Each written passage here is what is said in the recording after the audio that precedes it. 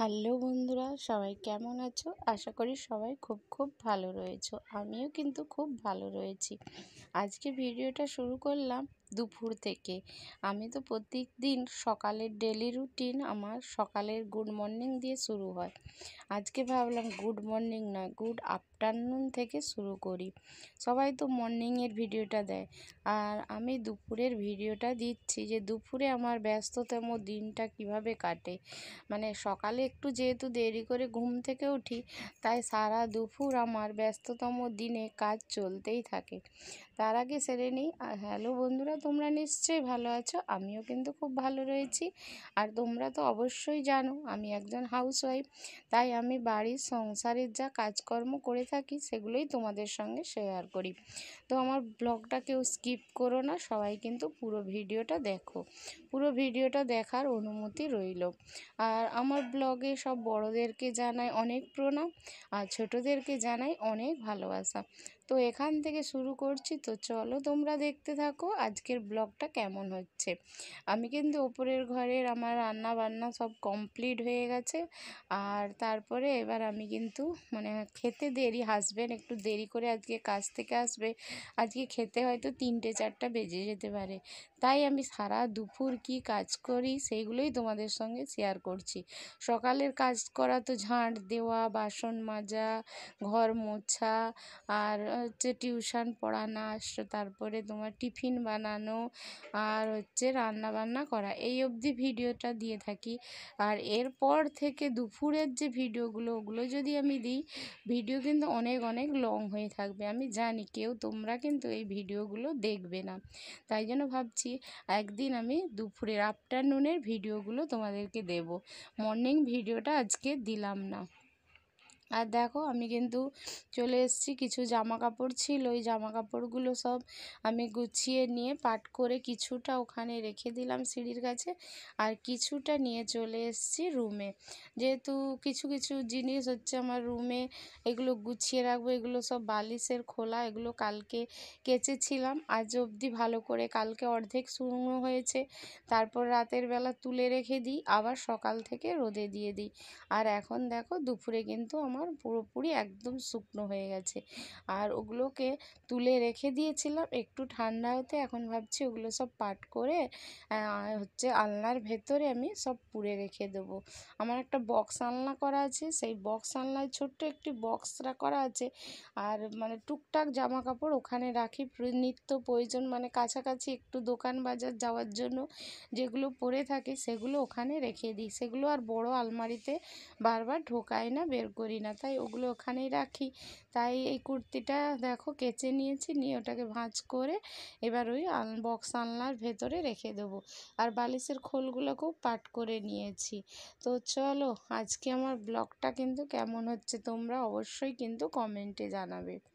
আর দেখো কালকে সন্ধেবেলা আমার ছোট ছেলে হচ্ছে একটা নাচের প্রোগ্রাম ছিল, ওখানে গিয়েছিলাম। তাই ওর নাচের ড্রেসগুলো অনেকগুলো বেরিয়েছে পোশাক, আর কি কয়েকটা আজকে কেচে দিয়েছি।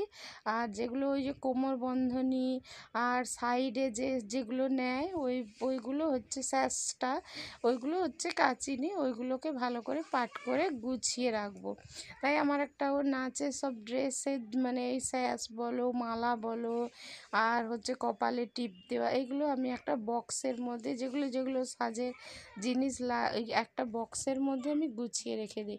কেন আমাকে বারবার যেন না হচ্ছে এই যে মালা বারবার আমাকে যেন না খুঁজতে হয়, সেই কারণে আমি হচ্ছে গুছিয়ে এই যে একটা বক্সে পুরে দিলাম।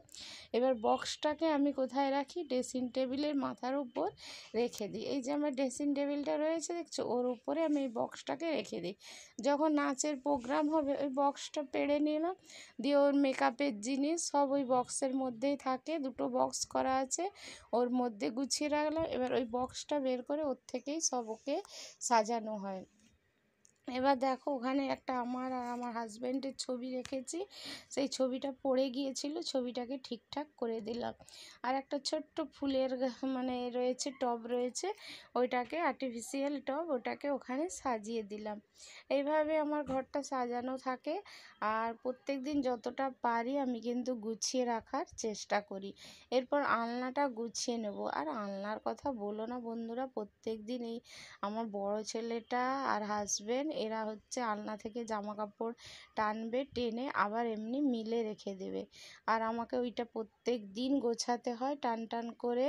আর আলনার জামা কাপড়গুলো গুছিয়ে দিই, কারণ আমি যেহেতু এখন ব্লগ ভিডিও বানাচ্ছি, তোমাদের সঙ্গে ভিডিওগুলো শেয়ার করছি, তোমাদেরকে তো দেখাতে হচ্ছে। আর এইভাবে ঘরদোর যদি অপরিষ্কার বা আলনা যদি অগোছালো থাকে, কেউ আমার ভিডিও দেখবে? কেউ দেখবে না। তাই জন্য আলনাটা আমাকে প্রত্যেক দিন গোছাতে হয়। তবে বন্ধুরা একটা জিনিস কিন্তু খুবই ভালো হয়েছে, তোমাদেরকে দেখানোর জন্য আমার কিন্তু ঘরদোর কিন্তু একদম ভালো সুন্দর করে বেশ গুছিয়েও নেওয়া হচ্ছে। নাহলে কিন্তু আগে এলোমেলো হয়েই থাকতো, মনে হতো দূর থাক, হচ্ছে ও পরে করব, পরে করব, ও সকালে হয়নি আচ্ছা বিকেলে করব, বিকেলে হয়নি সকালে করব, এইভাবেই কেটে যায়। একদিন দুদিন কেটে যায়, তারপর মনে হলো না ঘরটা কিন্তু খুব অগোছালো হয়েছে, এবার একটু গোছাতে হবে। আর এখন দেখো নিত্য রোজগার কিন্তু ঘরদোর সংসার আমার সব কিছু গুছানো, সব কিছু পরিষ্কার পরিচ্ছন্ন হয়ে যাচ্ছে। আর এটাও একটা আমার বালিশের কোল বালিশের, ওটাকে আমি এবার ভাঁজ করে গুছিয়ে ওগুলোকে একটা আবার প্যাকেটে ভরে আমি রেখে দেবো। কেননা প্যাকেটের মধ্যে রেখে দিলে বেশ জিনিসটা যেন নিত্য নতুনের মতো, যখন আবার এক সপ্তাহ পরে বের করব, তখন কি কেন জানি ওর মানে যেন মনে জিনিসটার কালারগুলোই একটু চেঞ্জ হয়ে গেছে, যার মানে নতুন নতুন লাগছে, তখন কি ভালো লাগে না? তাই আমি এইভাবেই করে থাকি। এবং তোমরা কিভাবে করো প্লিজ কমেন্টে জানাবে। তো চলো আজকে আমার নিত্যকার রোজকার ভিডিওতে যা যা দিই, যেরকম কাজকর্ম করে থাকি, সেইগুলোই তোমাদেরকে শেয়ার করছি। আলনাটা আবার টুকটুক করে গুছিয়ে নিচ্ছি।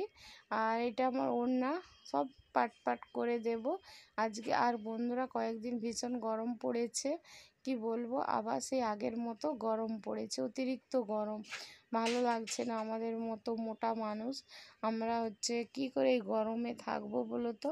আর আমার তো মানে থাইরয়েড থাকার কারণে আমি তো মানে মোটাও হয়ে গেছি, আর মনে হচ্ছে কমবে না। তারপর একটু হাঁটাহাঁটিও করা দরকার, সেটাও তো করতে পারছি না। হ্যাঁ, সকালবেলা করে একদমই উঠতে পারছি না, আমার ঘুম ভাঙছে না। আর কি বলি বলো? এবার দেখো আমি কিন্তু সব জামা কাপড়গুলো আস্তে আস্তে করে এই যে সব গুছিয়ে নিলাম। আর বালিশের খোলাগুলোকে এই দেখো প্যাকেটে ভরে দিলাম, ভরে এবার ওর নিচে বক্স আলনার ভেতরে আমি কিন্তু গুছিয়ে দেব। মোটামুটি আমার রুমটা কিন্তু পরিপাটি করে সুন্দর করে সাজিয়ে নিলাম।